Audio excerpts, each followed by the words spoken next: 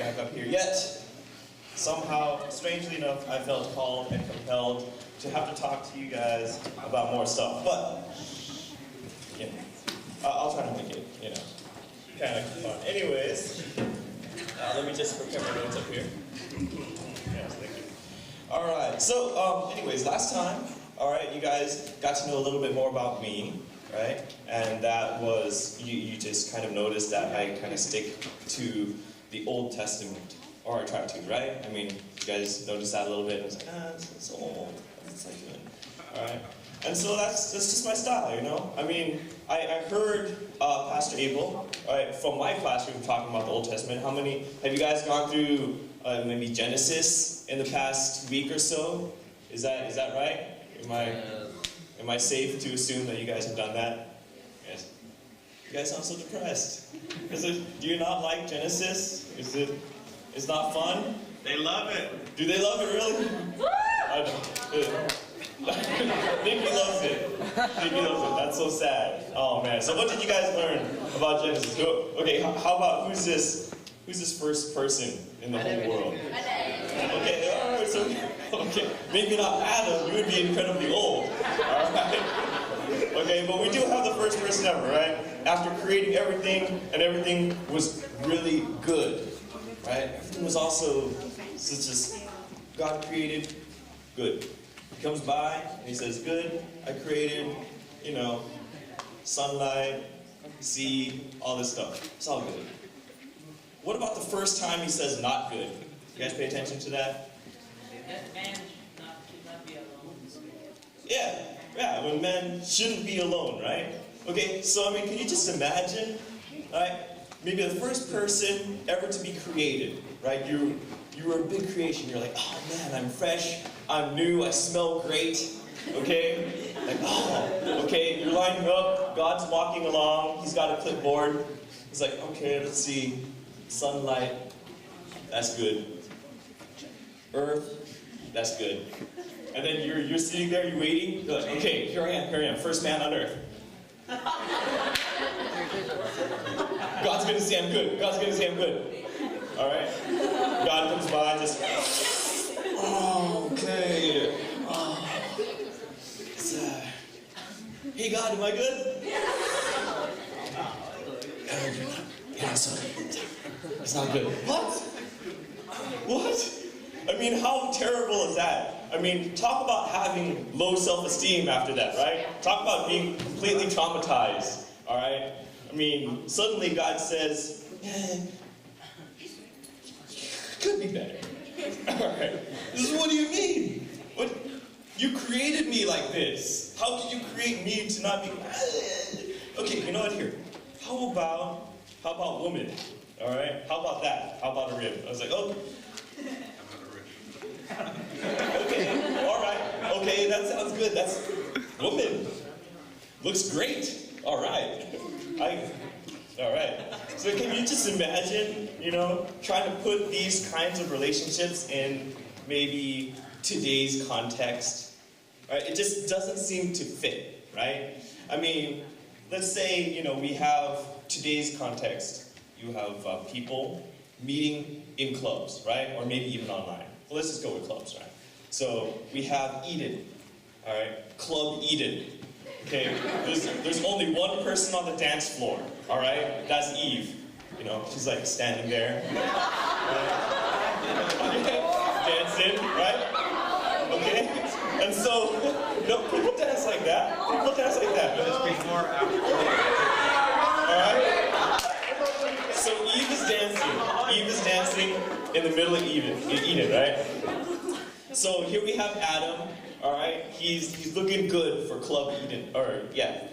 He's like, oh man, okay. Are there any honeys out here? Oh, there's a girl. Okay, just play it cool. All right. Hey, I couldn't help but notice you're the only person in the club. So am I. I know the guy who made this club. Right? I know the guy. He could get us in anytime. VIP room, right? Special hookup. right? Especially with I know him, all right? And it's just a little ridiculous, right? I mean, geez, Louise, you got God. Oh, so now they're living together, maybe. Okay, maybe they're gonna start dating, possibly, right?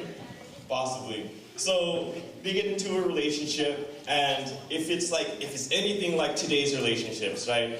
It's gonna be dysfunctional, all right? Sometime along the line, right? They're hanging out, you know. Adam is sitting there. Hey, Eve. Hey, Adam. What are you looking at? Nothing. You're checking out that other girl. What other girl? There's no other girl out here. It's all right, just checking, right? She starts getting really paranoid while he's sleeping, you know. She's like poking him in the ribs. Oh, what are you doing? What are you doing? Making sure you're not cheating on me. Golly. There'll be another woman out there somewhere. All right? So, man, why are you poking me? How do you even know what the word cheating is? It's all good in Eden, man. What did you do, like eat from the tree? Knowledge of good and evil? You did. You did, didn't you? Oh my gosh. Can I have some? Oh, that's my rendition of what would happen, anyways. But I mean, if we think about it, all right, the Bible tells us one thing about relationships, all right? And the world tells us a whole other story, right? And these things, they just don't, the world just doesn't have the answer, right? I mean, if we take a look at our first slides, right? We got a couple of stages that I'm pretty sure you all are familiar with, okay? How many of you guys know this?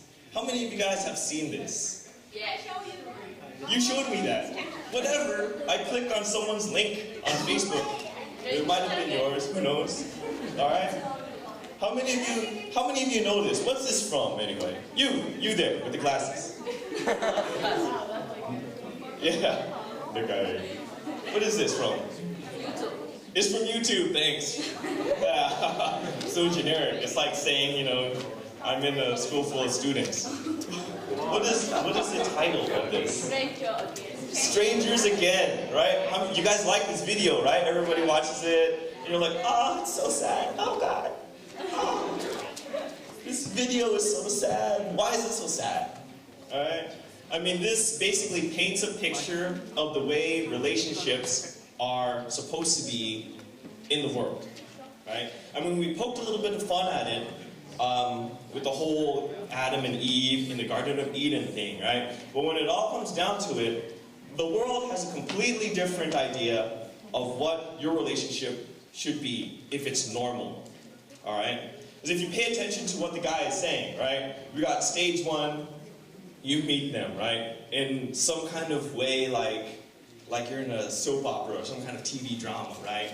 Maybe you trip or something and you fall in love. And, oh my gosh, I can't live without this person. You chase them around, you Facebook stalk them, right? You start saving all their pictures for some reason. You get like a new hard drive for it. Right? The honeymoon stage where it's almost like you guys are married, but not quite. And then you hit comfortable stage, right? I mean, for those of you who have seen this YouTube video, Strangers Again, all right? What happens when you get to that comfortable stage? Is this a stage that you guys are all dreading? You guys want to be in that comfortable stage? How many people want to be comfortable? Okay, you guys, well, those of you who raised your hands, so I guess maybe you haven't seen the video, right? What comfortable stage for the world signals is a downhill slide in the relationship, right? Everybody is going to dread this stage, I'm pretty sure. Okay?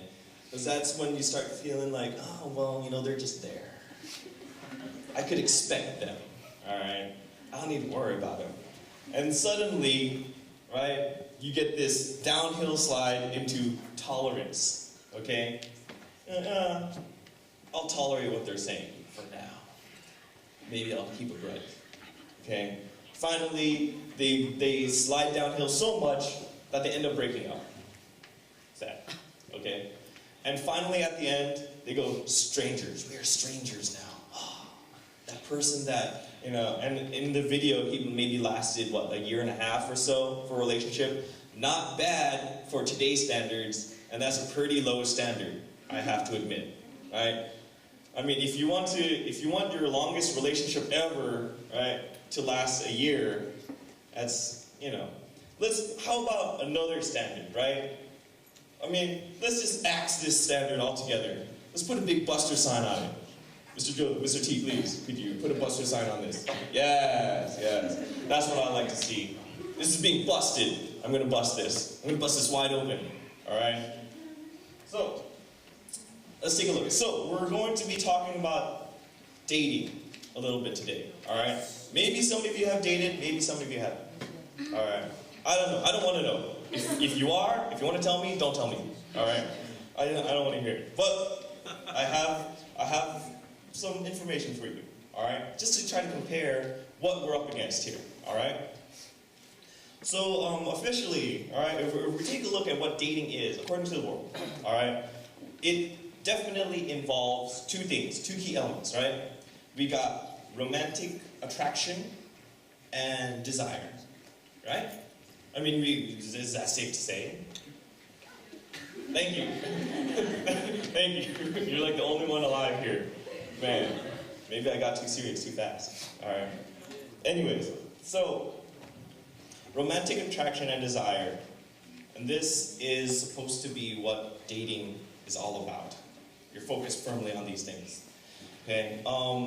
These things are supposed to be experienced in marriage, according to the Bible. Alright? Because seriously, if you take a look at it, the Bible doesn't have very many guidelines for dating. Dating didn't exist during biblical times. There was no need for it. Okay? I mean, if you think about it, dating is really, really new. Okay? And marriage, as an institution, as the whole thing, marriage is ancient. Marriage has always been there. As long as there has been a man and a woman, there has been marriage. Alright? But dating is only maybe a couple hundred years old. We're still not used to it. We don't know what to do. Alright? But what we do know is that you have romantic attraction and desire. So, in order to address these things, we're going to have to take a look at what we're going to do with marriage. Alright? And we're going to try to compare the two. Alright, so dating, first of all, the world tells us is fun. Right? I mean, fun. We all want fun. Alright? But fun, to what point are we going to have fun? Alright? You want to maybe, I don't know, play around in the water at the beach. I don't know. Throw cake in each other's faces. Something that's fun. Right? If you had a girlfriend, maybe if I had a girlfriend, I'd put some cake in her. No, I wouldn't do it. No. You'd probably do that back to me. Right.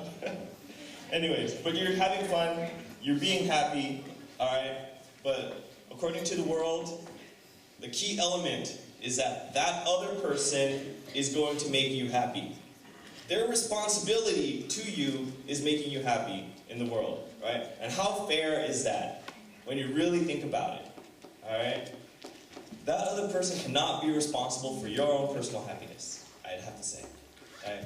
That's not responsible for you, right, to be putting such a big burden on them. And they're going to fail anyway because they are not you, right? They don't have that same mind, okay? So, marriage is a lot different in that, well, there's exclusiveness.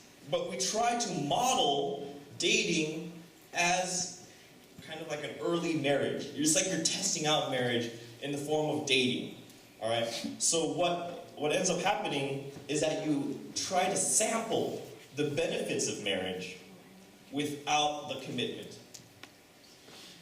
All right, and that's where big problems begin to line up, all right? Some of the benefits of marriage, I'm just going to say this, all right? You guys are going to laugh, all right? It's exclusiveness, all right?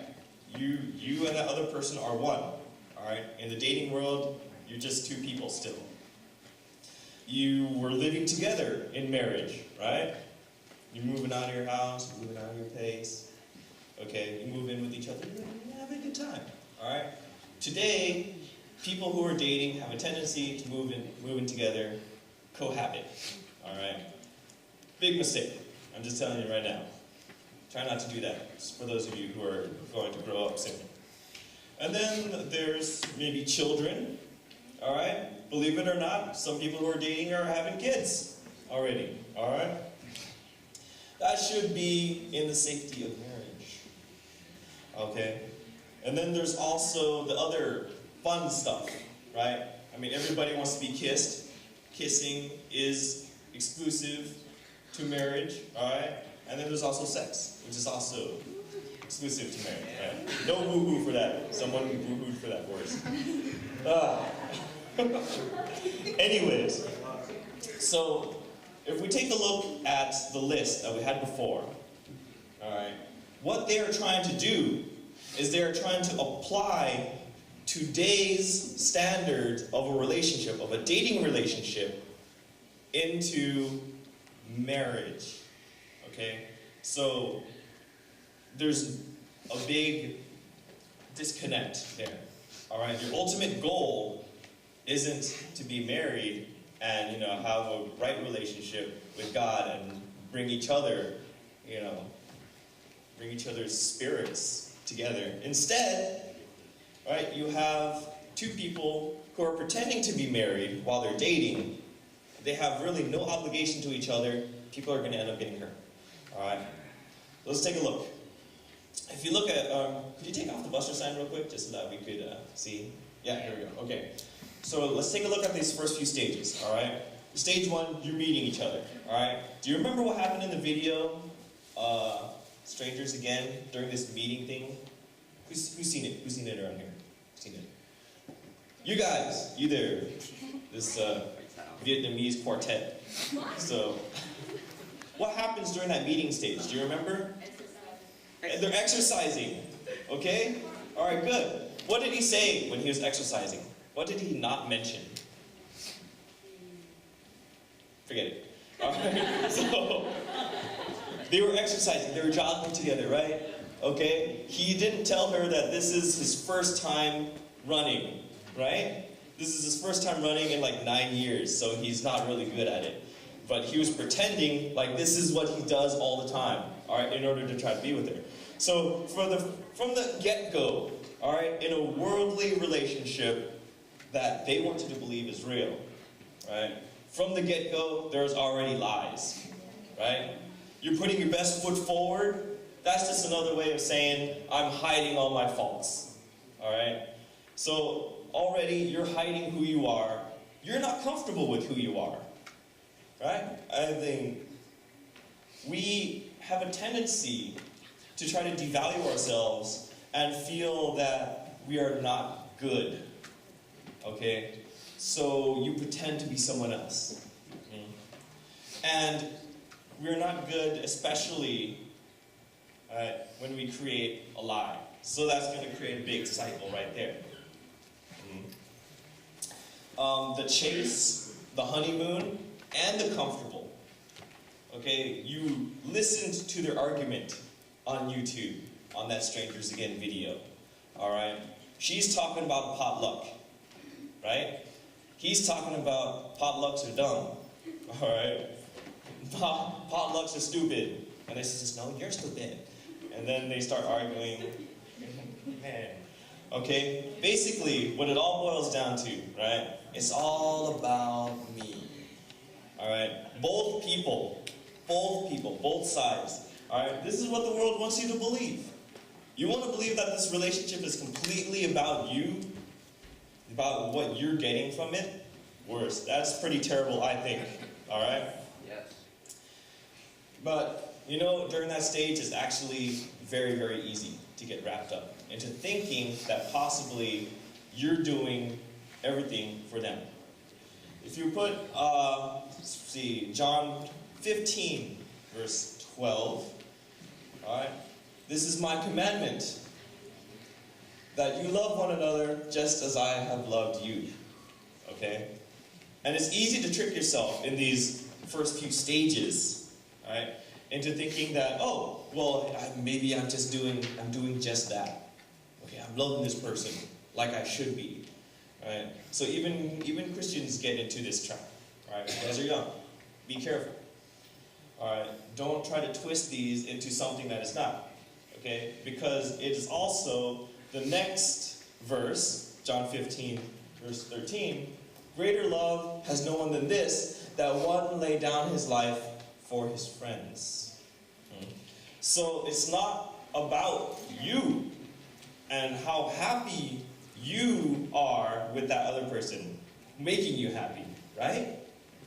I mean, you're laying down your life. The closest song that I could possibly come up with, all right, is that dang grenade song, all right? Okay? I mean, geez, catching a grenade for you. What? I would go out. Sing it. Anyways,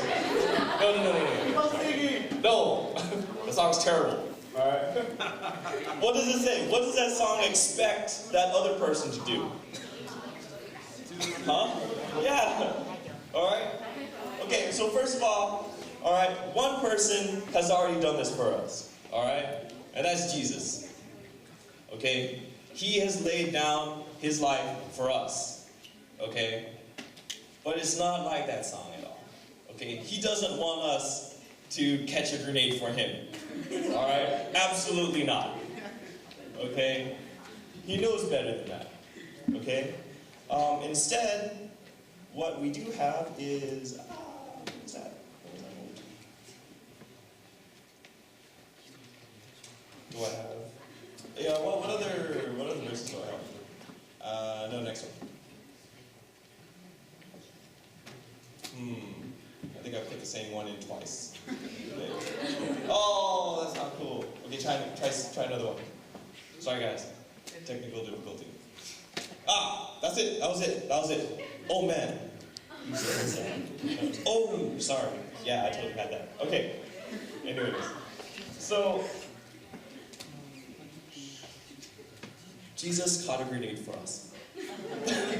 Alright?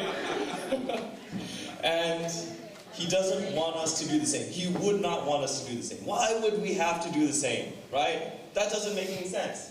So we got Micah 6:8. He has told you, oh man, what is good. And what does the Lord require of you but do justice, to love kindness, and to walk humbly with your God? That's it. That's all. He just wants to be with you. That's it. He doesn't care if you're going to do the same because he knows you can't. You're afraid. Okay? And so his love is greater than what the world has in store for you. Okay? For the world, as you scratch my back, I scratch yours. The moment I'm not getting my back scratched, this is over. Alright? You're going to live in this constant fear of, oh man, maybe that person's going to leave me. Okay? Maybe they don't really love me at all. Maybe I'm not really in love.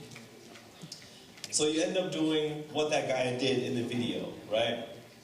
And in the video, what he does is he immediately runs over to his girlfriend and says, no, I'm sorry. I'm sorry about the whole potluck thing. Take me wherever. I don't care. You know? I just don't want to argue with you anymore. Okay? Their relationship will forever be stuck in honeymoon stage. Right? And that's the stage that everyone wants to stay at. Right? But eventually things are going to happen to you. Alright? You're going to have to suffer together. And the moment in the world that you can't do that for each other, the moment that you can't suffer, the moment that you can't take just a little bit of pain, right? That's when your relationship ends with that person. Okay? So, this is apparently normal. If we head back to our stages, yes. We've hit the next 3 stages. Chase, honeymoon, comfortable. Alright? Now we're at tolerance, downhill, and breaking up. Okay? Now, what the guy says, what Mr. Wong Fu, or whatever his name is, says in the video is that comfortable is normal. And that some people can use comfortableness to try to make the relationship better. Yeah, it's a gray zone for a word. Sorry, make me cringe. All right. So he says some people use comfortableness to try to make their relationship stronger. But did you notice that he never tells you exactly what to do to make your relationship stronger? He has no answer for that. There is no answer for that. Alright? He just says some people use comfortableness to do this. Glazes it over. But he knows absolutely what to do with comfortableness in order to make your relationship ruined. Right? And that is basically you don't care about that person anymore, right? You start to create a distance. He knows what not to do. He doesn't know what to do. Alright? What I'm just trying to say is that this is not a good model for you. Especially those of you who are going to go into college soon, right? Our seniors. Are you a senior? Okay, good. Alright, I remember. So, for those of you who are seniors, you're going to go out to the world soon, okay? And you're going to leave this tiny puddle, alright?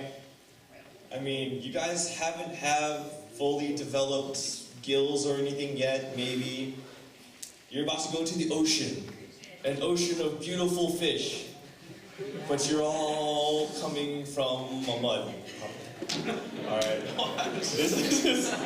You aren't ready yet, and there are vicious people out there who are going to take advantage of you. I guarantee it. Alright? If you don't know any better, okay? If you believe that this is the way that relationships are supposed to be, alright, then it's going to be pretty bleak for you. Alright?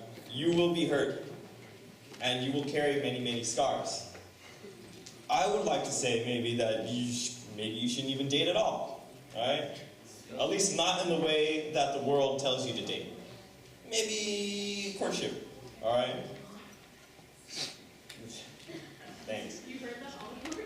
Yes, I can hear you. Anyways, so if we look at these stages, alright, the reason that they approached breaking up status is that they were sitting together eating breakfast, right? Eating cereal. They're not sure if they want to get married. She doesn't want to marry him. He doesn't want to marry her. Why are they together? Okay? They're together to have fun, right? They're together to kiss. They're together to make out. They're together to watch movies together and maybe, I don't know, buy a stuffed bear.